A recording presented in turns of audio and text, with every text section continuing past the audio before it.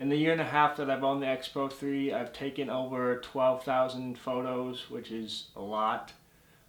It's funny hearing, I watch reviews, people take like 1,000 or something, or seeing like used cameras up for sale with like maybe a couple hundred shutter count, and I'm like, I have no idea how people do that. I take so many photos of everything, but I've really enjoyed it. Some of the things that I like about the camera are the colors are awesome. Fuji colors are great. For a while, the first 6 or 8 months, I was shooting just JPEGs and using the film simulations and transferring those directly to my phone because that was easy and I could post them to Instagram. And now I shoot RAW mostly and I edit on Lightroom, and that's been going pretty well. Cameras I saw at the time, I bought the Xpro 3 because it was different, it looked cool, it's got like a retro look to it that I really like. It's not as bulky as most other mirrorless cameras. I didn't realize now, I used the Canon R6 for college. I was doing a college photography course, and I didn't realize how lightweight the Fuji Xpro 3 was until I held that camera, and it felt, I don't know how much heavier it actually is, but it felt a good like 3 times as heavy, and the grip's just so much thicker, but the size and the weight of the Fuji camera is really awesome. I wanted a camera that was different than the other ones, you know, because cameras are released every year and they get outdated easily, so I wanted something that would stand out. So I wasn't really looking for resolution. That didn't matter a ton to me. The 26 megapixels has been awesome. The sharpness has been really good, especially with the 50mm f2. It's a rather sharp lens. f2 is kind of soft, but f4, when you stop down, that's like perfectly sharp. And I haven't had any problems at all with image quality. I did notice people talk a lot about the crop factor versus full frame, the ability to let in more light.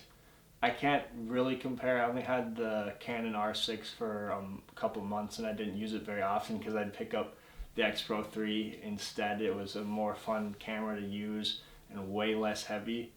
But I did notice that the Xpro 3 indoors, if I'm not by a sunny window, then it kind of struggles and I have to put it up to like ISO 10,000 or more, and that looks, it's not really usable depending on what you want to use it for. I suppose you could, some people like the grain anyways or the noise, but the R6, the Canon camera, did a little better with that.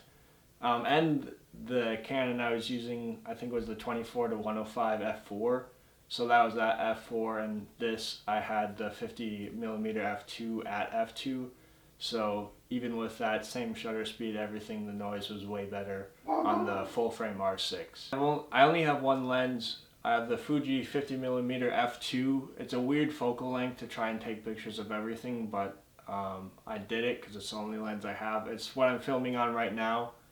The Xpro 3 is on a tripod with a microphone and then the lens, and that's why I'm sitting on like a trash can right now, and then it has to be like 4 feet away from me because it zooms in a ton. The electrical viewfinder on the Xpro 3 is really nice, or I've enjoyed it at least.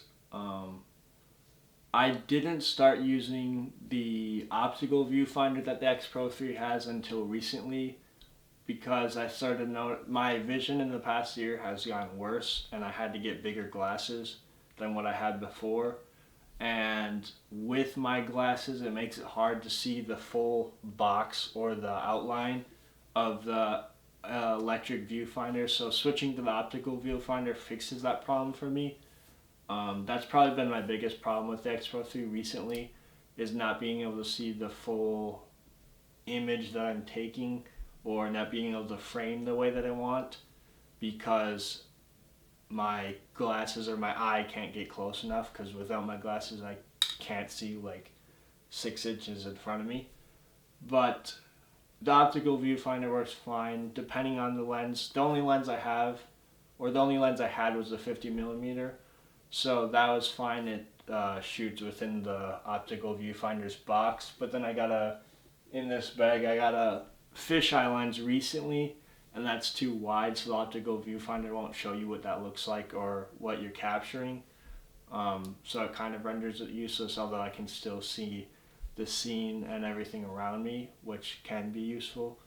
But yeah. And of course, the biggest thing people talk about is the LCD screen. You have to flip it down to look at it because it's hidden away. Otherwise, I'll show some pictures of that probably. And it hasn't been a problem to me at all. I don't really need to look at the LCD screen when I take a picture. I'll just continue taking pictures and look at them while I'm editing them. And if you really need to, you can just click the play button. You can see it through the EVF anyways. So I haven't found a problem there. I actually kind of like it being tucked away or folded away, because then I won't damage the glass. And I know other LCD screens can just flip backwards while you're not using it, but to that same effect, that way I'm not going to crack the glass or anything. And I've enjoyed that. It hasn't bothered me at all. It makes the camera look cooler, more stealthy, stuff like that. So just a couple more things that I wanted to talk about that I haven't mentioned yet, and then I'll show some photos that I've taken with the Xpro3.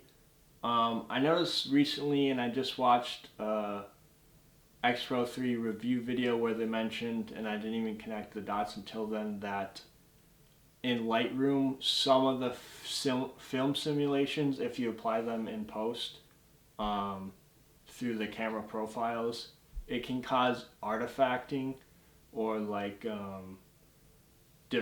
diffringing look, like the chromatic aberration, that's what it looks like, and different like specks of pink and purple and stuff like that.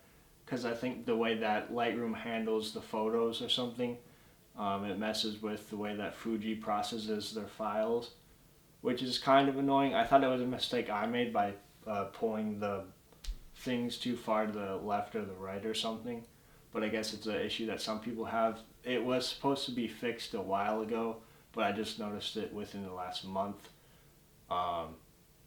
But it's not a huge problem, especially when you're not adjusting your photos a ton, or if you're not using the film simulations, it doesn't matter at all, I don't think. But that is one thing that I noticed. And another thing is the battery life. People talk about that not being enough. I thought it was fine. The first day I got the camera, I took about 300 photos and the battery was dead. But ever since that like first week, I've been able to go out, take hundreds of photos. I don't know if I take 400 a day now. When I'm out shooting, I'll be out for a couple hours, but shoot sparingly. And the battery doesn't die on me. I'll get home and it'll have at least 60% left. Or if it's really low, it'd be like 30, but it's never died on me out in the field. I only own one battery. I haven't needed to buy multiple yet, or I haven't bought multiple yet, and it's been fine. Overall, I've had a lot of fun with this camera. I plan to take many more photos with it. I hope this summer to get a couple more lenses maybe. I'm thinking of maybe getting the 50 to 140 to get more of a zoom range in there. I think that'll be fun, but the Xpro3 has been awesome. I'm going to continue to use it. And I'd say if you're looking for a creative camera, or a camera that feels different than others, or something maybe you don't want to be looking at a screen all the time, you just want to take photos or focus on taking photos, this could be the camera for you.